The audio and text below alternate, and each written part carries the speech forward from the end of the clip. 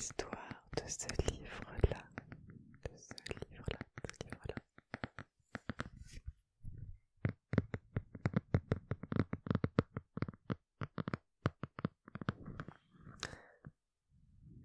Mythes et légendes du monde.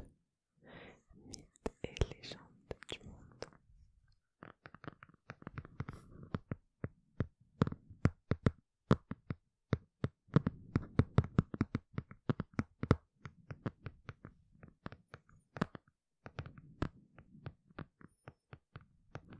C'est parti, c'est parti. Alors, c'est des histoires qui sont plutôt courtes, donc c'est cool.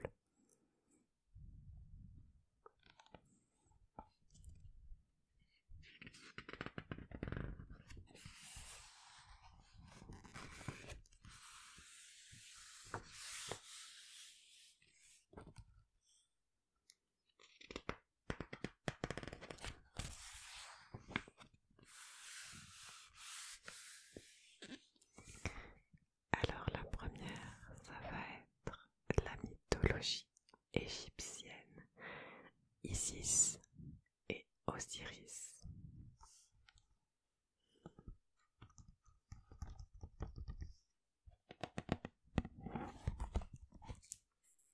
Alors, vous voyez, c'est plutôt court, ça fait une page. Une page. On est parti. Alors, Cheb, le dieu de la terre, et Nout, la déesse du ciel, engendrèrent deux fils, Osiris et Seth, et deux filles, Isis et Nephthys. Comme Osiris était l'aîné, c'est à lui que revenait le droit de gouverner sur les terres fertiles de l'Égypte. Il épousa sa sœur Isis, et tous deux régnèrent avec bienveillance sur leur royaume. Ils étaient de bons souverains, aimés des hommes, pour leur avoir appris à cultiver la terre et enseigner la médecine. Pendant ce temps, leur frère Seth régnait sur les terres rouges d'Égypte, des terres stériles et désertiques. La situation d'Isis et Osiris emplit de jalousie le cœur de Seth, qui jura la mort du roi. Il échafauda alors un plan qui devait mener à son assassinat. En secret, le frère ennemi prit les mesures du corps d'Osiris et d'après sa taille fit fabriquer un magnifique coffre en bois précieux. Au cours d'une grande cérémonie qui avait lieu en l'honneur du roi, Seth montra le coffre à l'assistance et proposa de l'offrir à celui qui parviendrait à s'y glisser. Tous les convives l'admirèrent, mais aucun ne possédait les mesures exactes du roi. Quand vint son tour, Osiris y était à peine couché que Seth et ses complices abaissèrent le couvercle et le scellèrent solidement. Seth jeta alors le coffre contenant le pauvre Osiris dans le Nil où il mourut noyé. Son frère monta sur le trône d'Égypte, faisant régner la violence et la terreur. Il prit pour épouse sa sœur Nephthys, mais celle-ci avait pitié d'Isis qui était inconsolable et pleurait la mort de son bien-aimé. Isis décida de partir à la recherche du corps du défunt roi, dans l'espoir de le ramener à la vie et concevoir un fils qui pourrait le venger. Elle se mit alors à parcourir la terre accompagnée de Nephthys et finit par trouver le coffre près de la ville de Byblos et le rapporta de soulever le couvercle, elle déploya ses ailes et insuffla à Osiris un dernier souffle de vie avant qu'il ne retourne au royaume des morts dont il était devenu le souverain. De cette union miraculeuse naquit le dieu Horus qui allait un jour venger son père. Voici. Eh ben, la consanguinité, tout ça.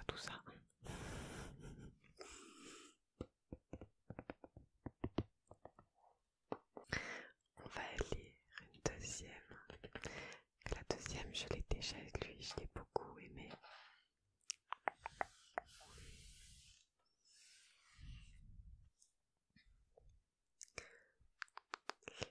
Alors là, on est sur de la mythologie gréco-romaine.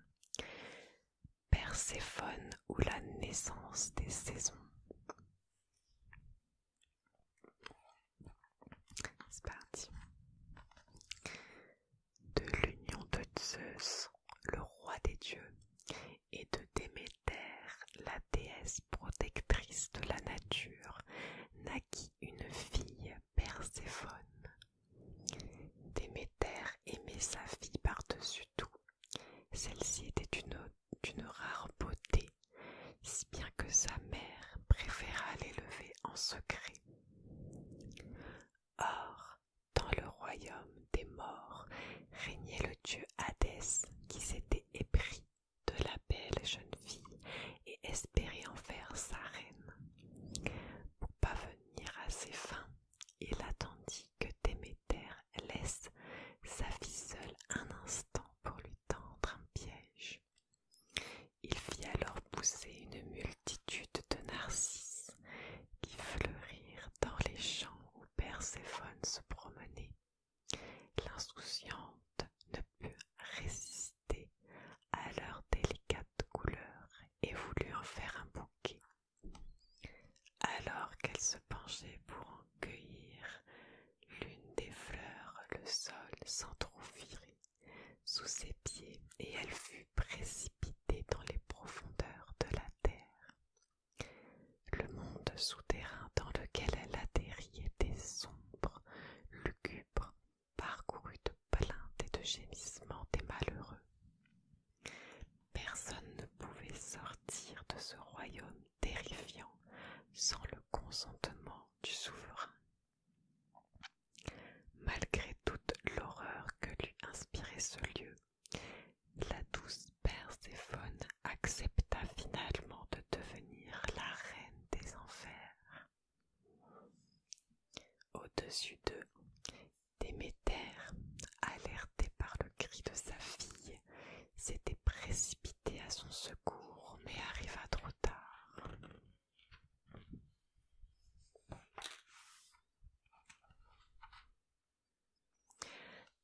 Pendant des jours et des nuits, elle parcourut la terre à sa recherche. Un beau jour, Hélios, le dieu du soleil, lui révéla le nom du ravisseur. Déméter alla aussitôt trouver Zeus pour lui demander qu'on lui rende sa fille, mais le seigneur de l'Olympe hésita, ne voulant pas provoquer la colère d'Hadès. Indigné et attristé par la perte de sa fille, Déméter délaissa la nature et ne vit plus germer aucune graine. Plus rien ne poussa sur terre et les hommes commencèrent à mourir de faim. Zeus s'en inquiéta et accepta finalement d'aider la déesse. Il lui rappela néanmoins que si sa fille goûte à la grenade, le fruit du royaume des morts, elle serait condamnée à y demeurer. Puis il ordonna à Hadès de relâcher sa captive.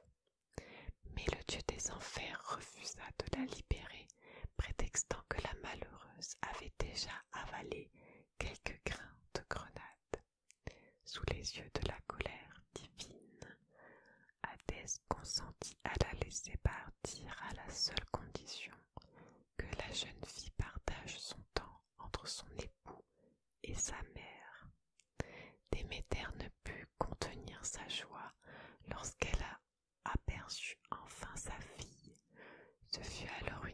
immense fête pour toute la nature et un grand soulagement pour les hommes. Les champs se mirent à reverdir, les arbres et les champs se couvrirent de fleurs. Mais Perséphone avait fait la promesse de retourner auprès de son époux, et ce fut un déchirement pour Déméter de la quitter à nouveau. La jeune fille siège ainsi aux côtés du dieu des morts 6 mois durant. Pendant les périodes automnales et hivernales, les 10 autres mois de l'année, elle retourne dans le monde des vivants aux côtés de sa mère pendant les périodes printanières et estivales. C'est ainsi que, petit à petit, les allées et venues de Perséphone donnèrent un rythme aux saisons.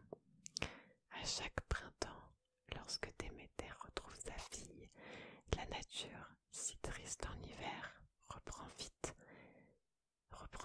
et les bourgeons apparaissent sur les branches. Et voilà, j'aime beaucoup cette petite histoire.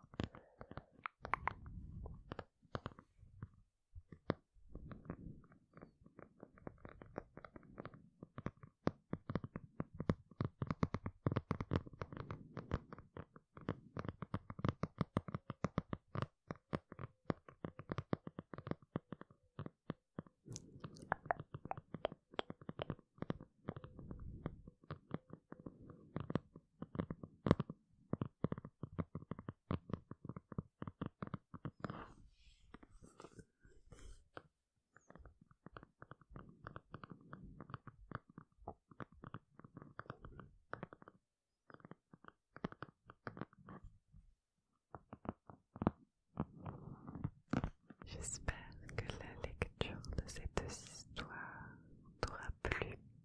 N'hésite pas à me dire laquelle tu as préférée si tu ne t'es pas endormi. Il y en a encore d'autres, je compte faire d'autres petites vidéos, lectures chuchotées sur ces petites histoires, parce qu'elles sont courtes et ça peut nous apprendre des choses. Je te souhaite de passer une agréable soirée.